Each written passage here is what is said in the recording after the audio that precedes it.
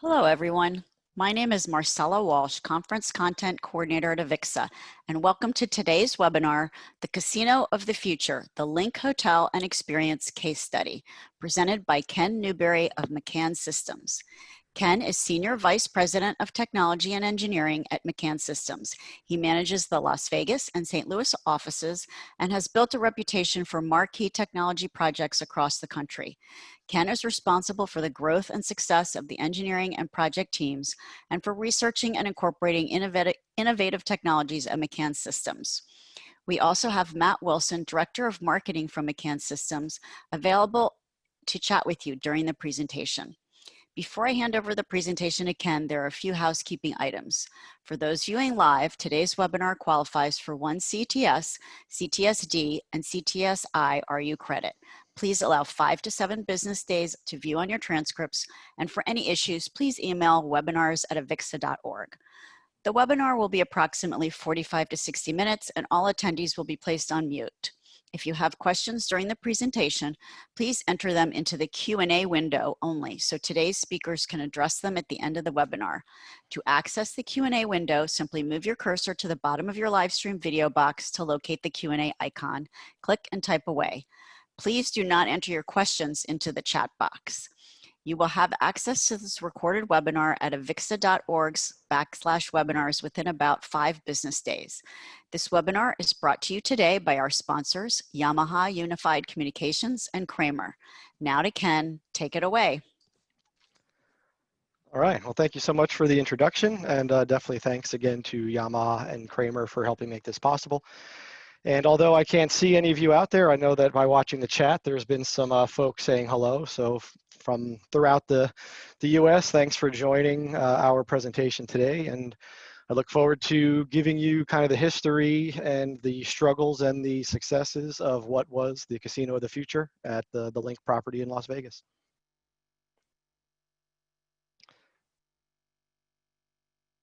So for anyone that's not familiar, this is the LINQ Casino. It is located in what was formerly known as the Imperial Palace Hotel, one of the oldest casinos on the Las Vegas Strip, originally built in 1959. It sits right across from Caesar's Palace. The reason I bring up the history and the age of the building, it's a fun challenge to consider taking the most innovative technology in today and trying to jam it into a building that was built in the late 50s. So a lot of challenges that we could talk through that came to be just simply because of the age of the building. And that's me. You can see my face on the camera. You can see my mug on the photo. As was mentioned, I'm Ken Newberry with McCann Systems. Give you just a little bit of history of myself. Other than the embarrassing couple of years in high school that I acted as a mobile DJ, we'll keep that out of the history. But I was originally involved in audio engineering, went to school in New York City, worked in a recording studio up until 9/11. At that point, left New York. Began working as a pro sound installer for a local company in New Jersey. 3 years after that, I found McCann Systems, and I've been a member of that team now for 15 years. So I've been fortunate enough to kind of see every role. Started off riding the van, doing installs throughout the tri-state, and over the course of 15 years, brought myself to the current position of SVP of Technology and Engineering. I'd like to introduce a couple of other folks that were very integral to the LINQ project. Who you see now on the screen is Rafiq Anadol. He was the media artist that was commissioned by Caesars to basically create the art on the canvas that my firm designed and brought in. Rafiq was born in Istanbul. He has a Master of Fine Arts from the University of California, and he specializes in what we call generative content development. A lot of things where the machine is basically, aware, so to speak, and certain things that implement themselves into the computer helps guide and drive and modify the content on the screens, which we'll talk a whole lot more about as this goes on. On the Caesar side, Matt Carnegie, he has currently, he took a new role recently and is now working more in the sporting or sports realm for Caesars. But when this project went live, he was the director of strategic development. And he was really the guy inside Caesars that helped make sure that the vision got maintained. For those of you that are involved in the integration market, you know that certain times things lose their fizzle as budgets get questioned and time goes on. And without a real advocate on behalf of the customer or the end user to push things forward, sometimes things kind of miss the mark. So while Matt's not on with us today, he deserves a great deal of gratitude for helping make sure that we were able to build and deliver and achieve what we did achieve over there.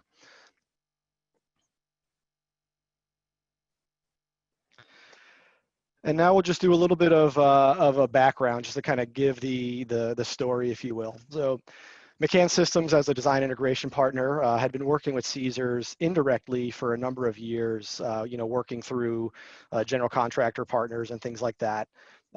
Around the time that the LINQ was talking about this casino of the future, there was two pieces to the pie. We knew that there was a sports book that needed to be built. We've been fortunate enough to be at the forefront of race and sports book design, so that kind of got us in.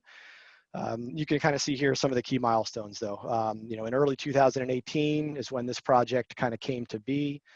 There was an experiential design firm out of Canada known as Jackman Reinvents. Caesars hired them to basically create a vision of what the property could look like. At that point, Rafiq Anadol got introduced and was brought on or commissioned to be the artist. Into the middle of 2018, McCann Systems was formally engaged as the design consultant for the Casino of the Future project. So for many, many months, we worked through design iterations and pricing examples, and we did a lot of manufacturer shootouts and comparisons to try to make sure that the right products were being selected for the project, also at the right price point. That went all the way through about a year ago now. I mean, basically the last summer was when the LINQ Hotel and Experience kind of had their formal grand opening to show the Casino of the Future to the patrons of Las Vegas. And fast forward now, almost a year later, this has been a very well-received project. McCann Systems has been fortunate enough to, receive a couple of awards, and just things like this. I breathed and bled this project for about 2 years. And this is really the first opportunity that I've had to kind of do a debrief presentation on the project start to finish. So while I can't see any of your faces out there and I feel like I'm talking to myself, I'm glad you're here, and I'm really happy to tell the story. Like to do now, again, this is for anyone that hasn't actually seen this property physically. I know the intent was for us to be walking the space, but we'll have to settle for the second best here. What you're looking on the left-hand side of your screen share is basically a topology overview of the area within the LINQ that was designated as the Casino of the Future. The property itself is extremely large, so of the 100,000 square feet, we focused in on about 60,000 square feet of that, for this project. We're going to start going through some things, so I just want to get some terminology, but you can see there's a couple of entrances down here in the southwest, and then way at the top you have the north entrance. And the concept that we built here was that as folks came in off of Las Vegas Boulevard, which runs along the left-hand side of the building, folks kind of have this great path to come in from either entrance. We'll probably talk through it mostly as if we were traveling from the southwest, but we've got this great experience that brings people through. This COTF just simply stands for Casino of the Future. You can see the RNS. This is the area where we built the sports book, kind of dead smack in the middle of this new casino space. And we work through the TGs, basically the games of the future. A big part of this project, in addition to the experiential and engaging technology that McCann Systems was a part of, a big part of Caesars' objective was to bring in new gaming, new ways of entertaining and allowing the younger generation to play. Traditional slot machines with 3 cherries kind of isn't doing it for some of the younger folks. So there was a lot of new and never seen before casino games that were a part of this as well. And then we kind of work ourselves out of the north entrance. I don't want to get too much into it, but it's worth talking about, and we'll see it a little bit later on. There's a couple of photos on the right-hand side of this deck here, where these are early renderings that were created by the firm Jackman Reinvents. This was kind of how it all began, right? Nobody knew what was going to be possible. Nobody knew what, type of budget would be available. So like all things, right, you go crazy on the first couple of go-arounds. What I find really interesting, though, is if you kind of remember these photos in your mind as we get through some of the actual photographs, it's always interesting to see how things began and how things end. And it's amazing how many similarities and how much we were able to achieve that hit this initial notional rendering. But I'll also be able to talk you through some of the reasons that we weren't able to do certain things based on existing conditions and stuff like that. So anyone involved in the design build world knows that changes are going to come along the way. Okay, photos, the book. All right, so this was built prior to the larger LED experience that we'll be focusing on. But this is probably, this was the sports book of the future. And the idea was, how do we cater to a younger generation? Anyone that spent any time in a sports book up until this point would know that the philosophy is rows and rows of reclining seats, big video wall, very antisocial. You come by yourself, you don't talk, you might have a buddy with you, but there's none of that engagement.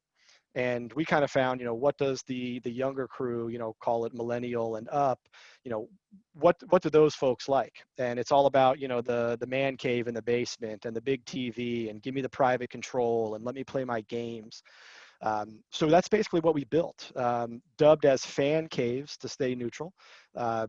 We have 12 of these, what you see on this photograph. There's actually 4 different fan caves that wrap around this column, and we do this 3 different times for a total of 12. But what this affords is patrons come in, they meet with the host. Based on a minimum food and beverage, they're basically given the keys to the castle. You can see inside of the display cases, there is an Xbox with gaming consoles. You can also kind of see here, this is one of the control tablets that we designed and built. And it kind of allows that experience. Come in with your buddies, get some hot wings, get a bucket of beer, sit down, grab your tablet. You dictate what you watch on your large 98-inch screen, which also has the capability of being broken into quad mode. So you could watch as many as 6 games between your screens simultaneously. Each fan case has a private audio zone. We accomplished this by taking a high ceiling tight Q loudspeaker and intentionally hanging it low, almost like a pendant fixture above the couch.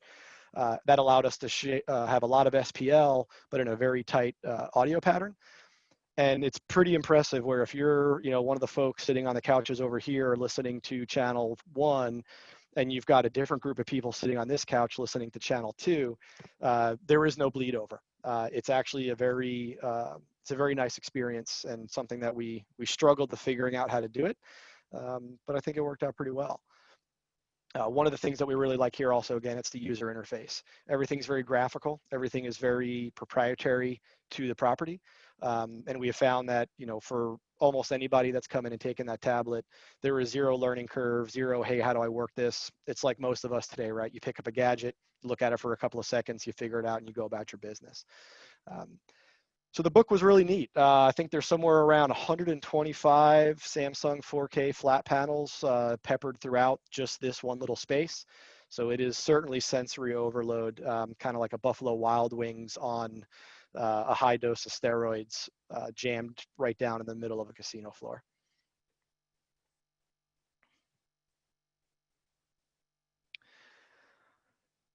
Moving away from the book, the main thing that we want to talk about today is the kind of this experiential LED space that was built. We mentioned Rafiq Anadol as the artist. The art deployment that he and his team came up with was called Dataland.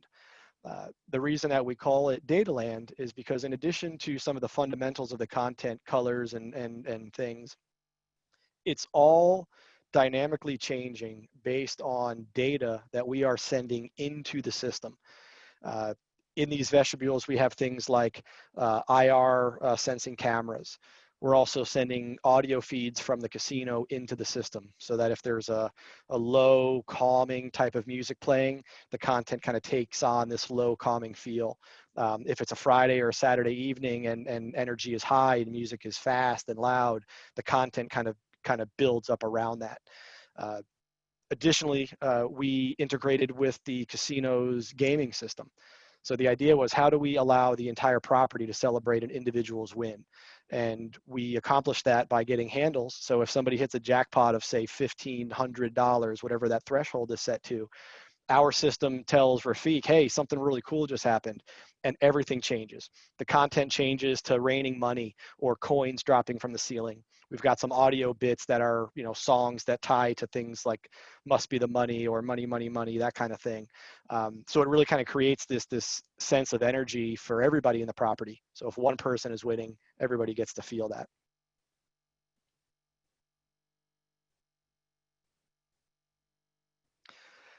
I forgot that there was a video clip, so I'm just going to pause for a moment. This is a really, well, maybe I won't pause, but you can see as folks walk through here, you get a couple of great examples of, as folks walk through, and if the content running is based on the data input, you'll see here in a moment, that's a great example there. The gentleman walked through, the IR camera noticed that someone was there, and the content actually pulls and moves with the motion coming through it. I'll let this kind of run its course and we'll move on. This is another great example of the content moving with the patrons walking through it.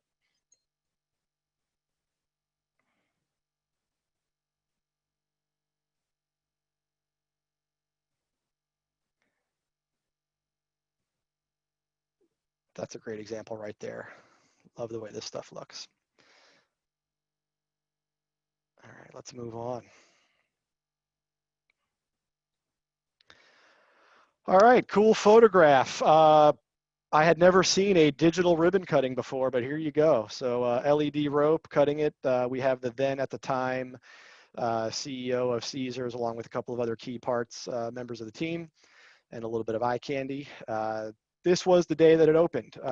We were lucky enough to be a part of it, and now we're going to kind of show you each area. Pretend you're in Las Vegas with me. Pretend it's Infocom. Pretend we're sweating in the Nevada sun, and we're about to walk ourselves indoors to check out the LINQ.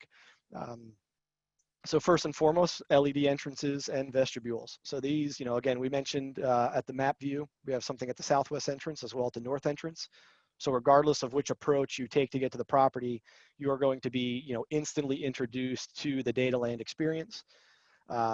Here, what you're seeing is a hybrid of 3.9 millimeter pitch outdoor LED, as well as 2.6 millimeter pitch indoor LED.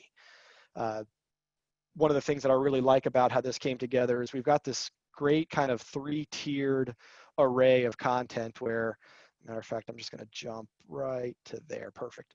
Actually, let's go here. Beautiful. So you can kind of see, right? You've got, layer one, we've got this great outdoor piece that brings you in. Layer two is this four-sided floor-to-ceiling column array.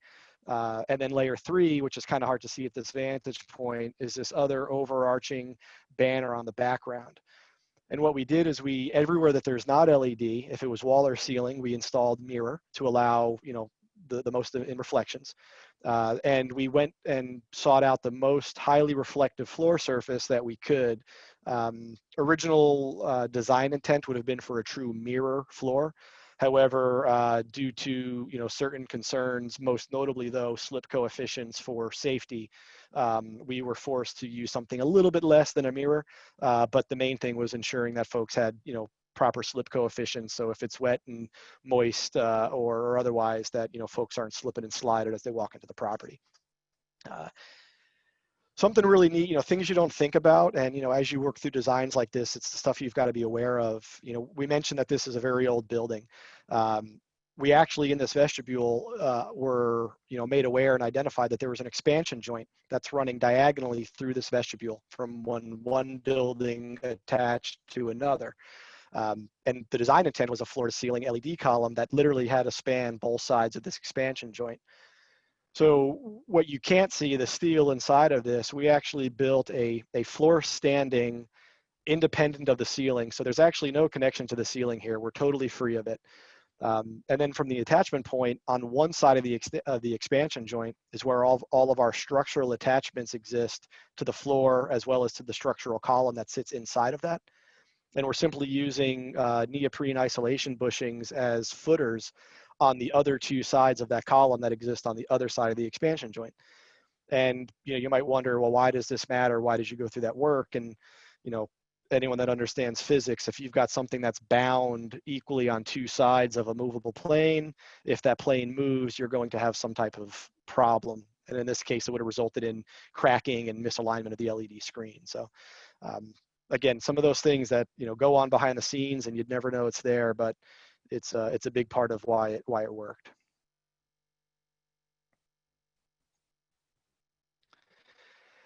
This is a view from the other side, from the other entrance coming in. Here you kind of have a couple of photos of the artist Rafiq, kind of playing in his own wonderland, if you will.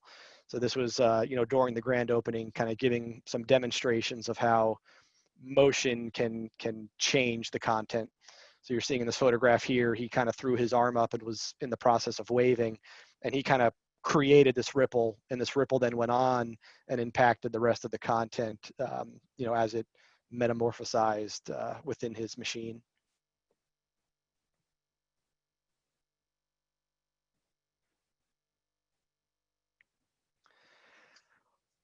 Off of the entrances, both from the north and the south, we have these unique LED shapes that are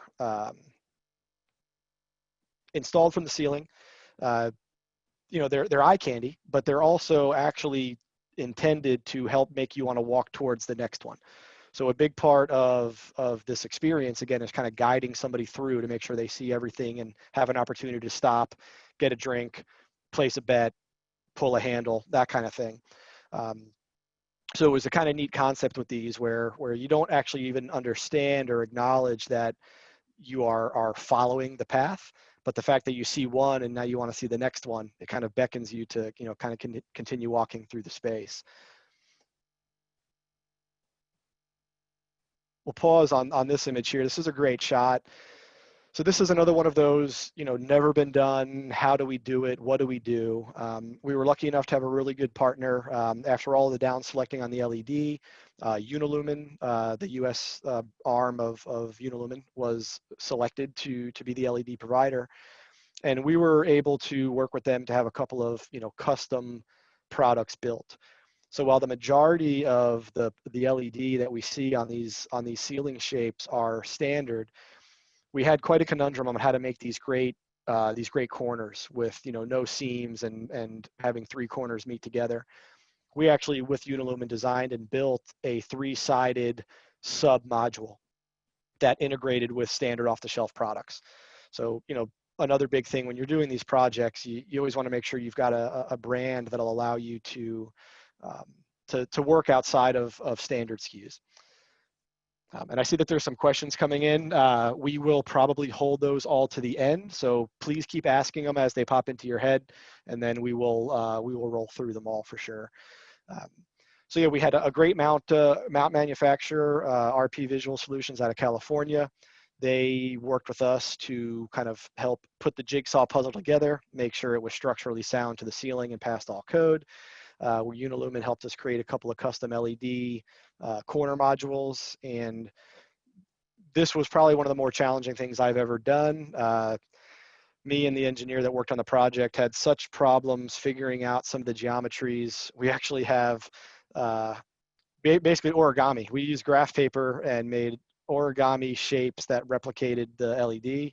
And I remember making fun of them when we did it originally because I didn't understand how important it would be. But it turns into this great tool of, if you look at it from upside down, what does that mean? And pixel mapping for this stuff becomes such a challenge that until you could understand it, you have no way to be able to put that on paper to allow an artist to know how they should build their content.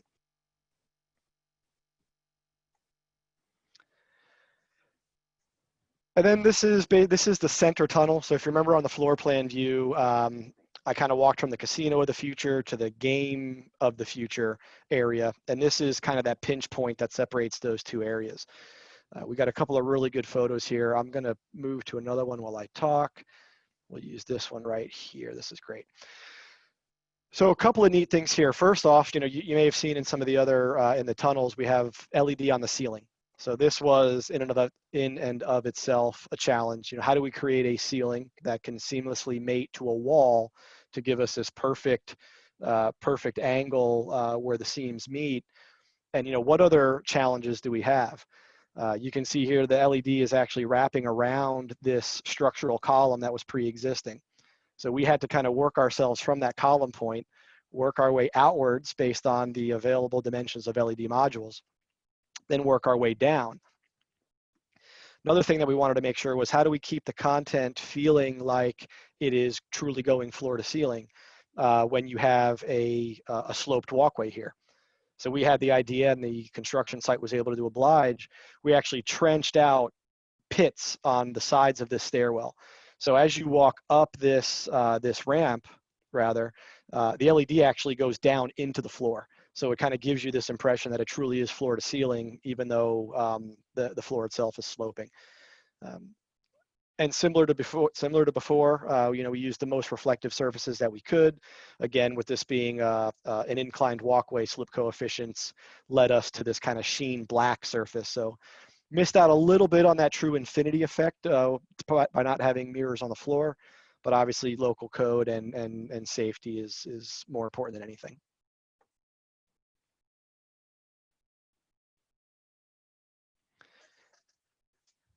In addition to the general experiential content, which we've kind of been looking at here, there's also a huge entertainment package that we built in as part of this Casino of the Future. So what we're looking at in this photograph here is the DJ booth. I'll be showing you another photograph where we show a stage that was built specifically for live bands. When it's daytime or it's a non-entertainment night, these screens are all taken over by the Rafik content. You can kind of see in this little thumbnail view, this is a photograph of the Rafik content playing on the DJ booth's backdrop, but it double duties as a true backdrop for the entertainment when they're in that mode. Here's another great shot of the band stage with the LED backdrop running Rafik's content. One of the really neat things, again, a vision of how do we do things that are different. And we've talked so much about video. Let's talk a little bit about audio. We had a DJ booth with their own, mixing boards and connections and such. We have a band stage, which has all of the connections to be able to, mic up, a live, 5-piece or whatever band. All of it ties back into a sub control room where video feeds come in and out, audio feeds from both stages come in and out. And the idea was that we would create this immersive experience. So if anyone's been to LINQ, or for those that get to go, on your next vacation, the entertainment package is stellar, where, it'll be almost like a flash mob. Out of nowhere, a guy's gonna walk into the casino with a guitar case. He's gonna put his guitar case on the ground, have no idea what's going on, pulls out his guitar, rips a chord, and the whole casino kind of comes alive with this guy. And then, a marching band comes down from the south, blowing trumpets, and it's all kind of orchestrated. You got a band that then hits the stage. You've got a DJ that's playing along with them, whether they're scratching or dropping a background track. The two disconnected physical spaces are connected digitally, allowing audio from one system to interact and interfere with the other. It goes a step further where we incorporated a streaming component, where let's say it is 7, 8, 9 a.m. on a Saturday morning, so there's no entertainment, it's dead, it's quiet. But what about a Caesars Casino property on the other side of the world? It's prime time, it's nighttime. We're taking live feeds from DJs and bands at other properties, and we're kicking them into this property so that we can kind of give that impression of live entertainment coming from all over the world, regardless of the time of day. So it was a pretty slick idea that the Caesars Entertainment team came up with, and it was a really fun part to integrate and to bring to life.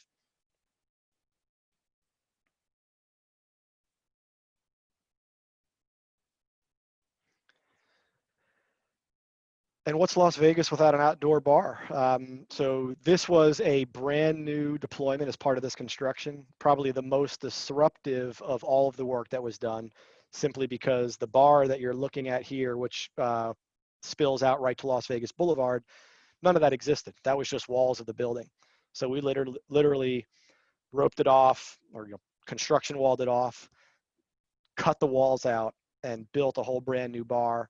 kind of give you an idea of the adjacency of, the DJ booth that we looked at is basically directly behind this new bar experience. And, aside from it being an outdoor bar in Las Vegas, it's also another way to, okay, how do we get people into the building? How do we allow folks to be drawn in and experience? If they missed either of those entrances, this bar here kind of sits right at that midpoint to attract people again to, buy a drink, walk inside, place a bet, hang out for a while. And an entirely different experience got built here. So the bar top, it's kind of hard to see in these photographs, but basically at every single seat along this bar is a interactive touchscreen. That touchscreen is wired back to a system that is basically fed by this wrapping LED banner that sits up above the slushy machine. And it's basically a game where every 5 or 10 minutes, the LED screen comes to life and says, hey, everybody, I think the game was actually like Alien Invaders, right? Like, aliens are invading the Las Vegas Strip. How do we get them away? And everyone's supposed to then look to their touchscreen at their table, and it's there's all kinds of stuff. Zap the Martians and kind of play this game. And the neat part about it is whoever won this kind of fake game, a virtual drink ticket or drink coupon would appear on your screen. And now the bartender is able to say, oh yeah, you won the game. Here's your free drink. But again, it's just another way to create engagement. People love to touch and to see and to interact. And this was just one neat deployment to enable that. And the example of the Martians attacking is just one concept. There's also a lot of standby stuff with fish. You can see there's kind of like a coral aquatic thing going on here. That transcends down onto the touch panels at the bar tops as well. So you can kind of see if a fish drives by, you tap on the glass and the fish kind of notices that you've done it, and a great white shark comes swimming up to you, and the content makes it look like the glass cracked. So just neat stuff to pass the time. Pretty cool.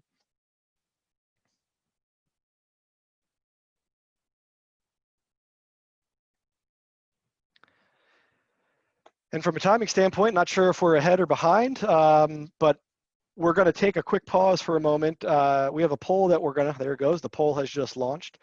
And, we're curious to see what you all think, what you feel is your favorite of the different type of LED shapes and features that we showed during this presentation.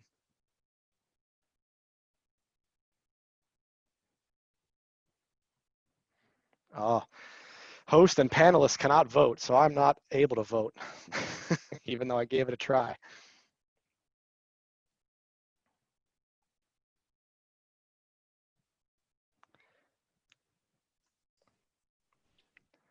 We'll let this, here we go. Hi, Ken. I'm Marcella, back to assist with questions. While this poll is going for another few minutes or a few seconds, we'll go ahead and start with the questions. The first one is, in the RNS area, are your fan cave speakers integrated with life safety and paging, or is there a second general sound system? Awesome question. So yes, integrated, and I'll take a couple of minutes because this is another one of those kind of neat audio feats that doesn't really get much attention because, visual always trumps the sound when you're in these spaces. So there was a lot of things that we needed to accomplish. First and foremost, the fan caves are not always in use, and they're also directly adjacent to open spaces within the casino proper. So we had to make sure that we had proper sound for when it was just, it's party time, it's background music, it's live entertainment. We want energy in the space. We had a totally separate series of loudspeakers and subwoofers that accomplished that. These were standard dispersion, high SPL, good low frequency drivers on the subs. Then we had separately zoned the tight Q loudspeakers that were installed directly above the fan caves. And we've automated things in the processing where if a fan cave is rented out or becomes active by a patron, behind the scenes, one of the full range overhead speakers gets turned off. The tight Q loudspeaker with the private audio then gets turned on, so that we limit the amount of bleed through that's happening from the general casino proper energy as opposed to the private fan cave energy. And in all cases, so that's one thing happening, two types of speaker systems turning on and off based on functionality. And then absolutely, just from a code compliance standpoint, yes, all life safety, is all integrated into ours. So, if the fire alarm goes off, Clark County code requires that all audio turns off completely. So that happens regardless of what state is in. And if there was an emergency page from the building, we have a gated path from the paging system to override whatever speakers are active in our system at that time. So I'm going to hope that answered it. Thank you so much. Yeah. So we can see the poll results. It looks like the LED tunnels inside the casino were the top pick, followed by the geometric ceiling LED wayfinding shapes. Very cool. And for the second question, do you have plans for repair and replacements of broken or failed LED parts? Never repair, never fix it. Totally joking. So of course, there's a couple of big things with LED in general. We know the nature of the beast, especially when we're talking SMD, direct view LED, damage is inevitable. You'll have damage just simply in transit due to the change in pressure from, overseas to the US for air travel. You have damage simply due to handling during the install. And then in a place like this, where this is a public spacing venue, you have damage, you got the knucklehead factor, right? You've got people who are able to walk up, touch, spill a drink, spill God knows what. So while we always factor in a certain amount of spare components based on the size of a project, knowing that this was as large as it was and in such a heavily trafficked space, the first thing that we did is we increased the number of spare modules and diodes that were purchased as part of the base project. Anyone involved in LED should understand that in order for proper color matching, all of your LED lamps need to be from the same batch and bin.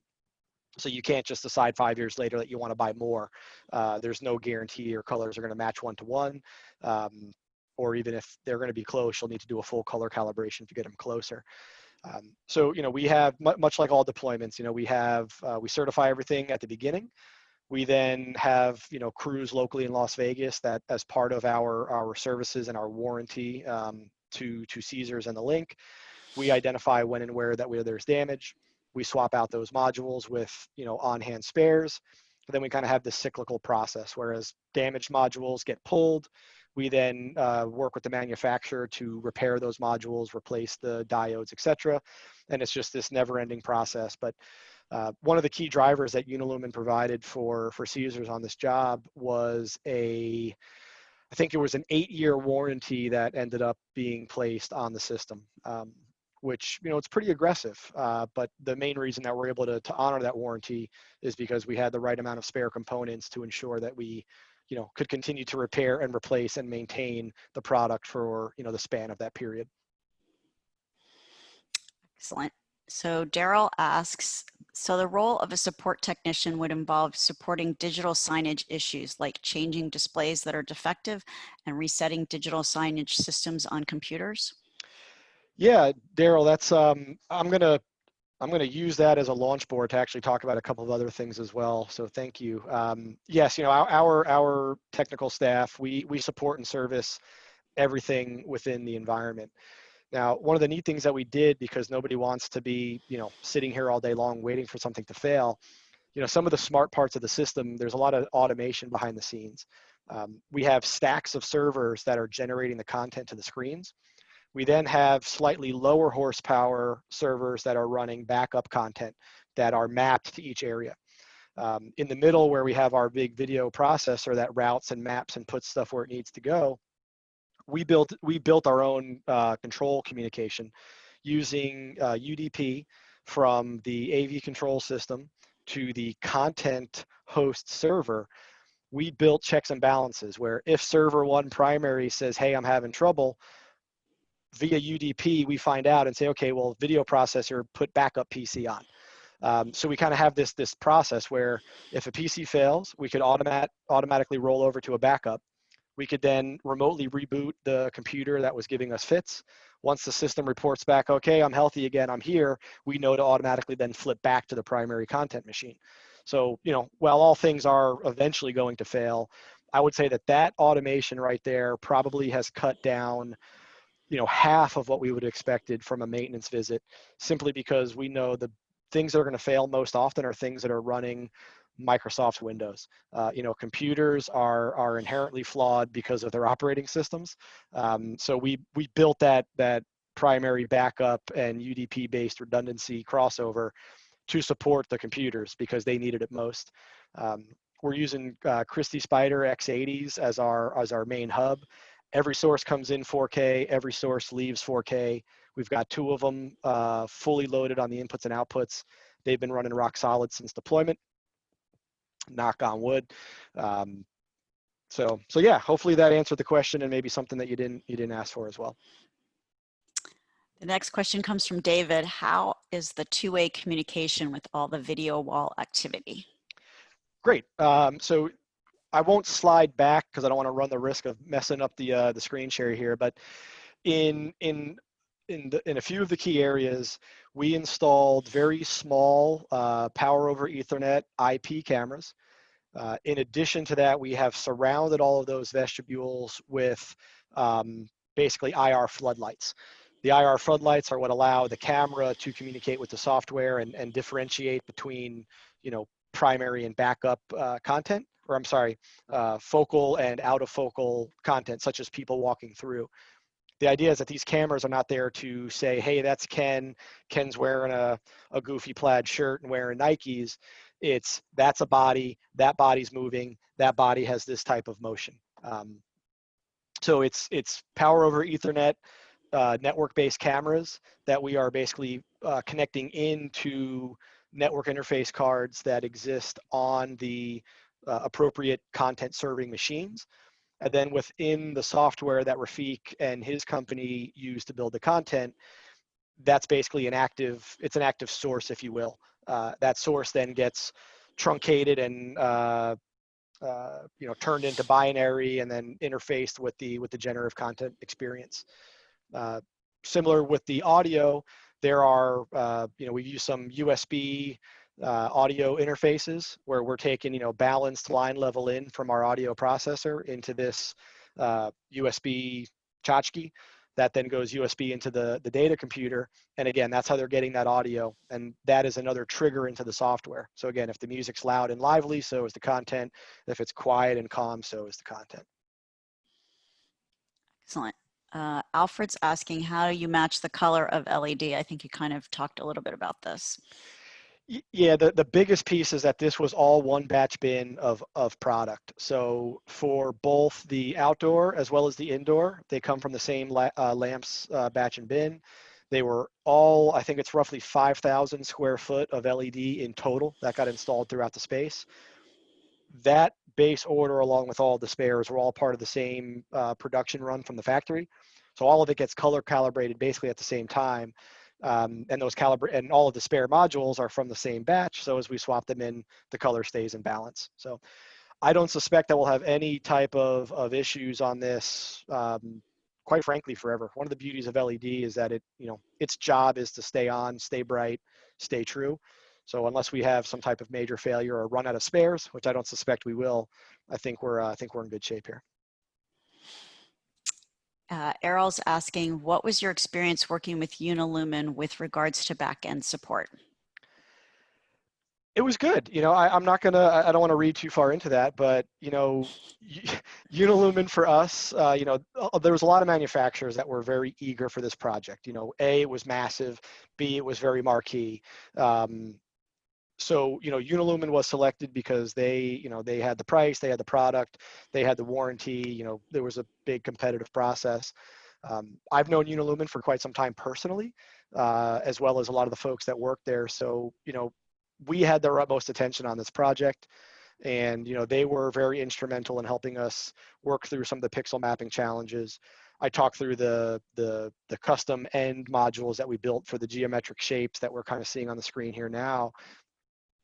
So I would say in general, it was good. And, if this was a Yelp review, I would do it again. Jonathan's asking a beginner's question. He says, what do you mean when you say 2x a millimeter and other size LEDs for displays? All right, here we go. Let's earn that 1 RU, everybody. So when we talk about LED, and what we refer to as direct view LED, there's an SMD, or a surface mounted device. It's basically a small circuit board, if you will, that gets adhered right to the face of the PCB board.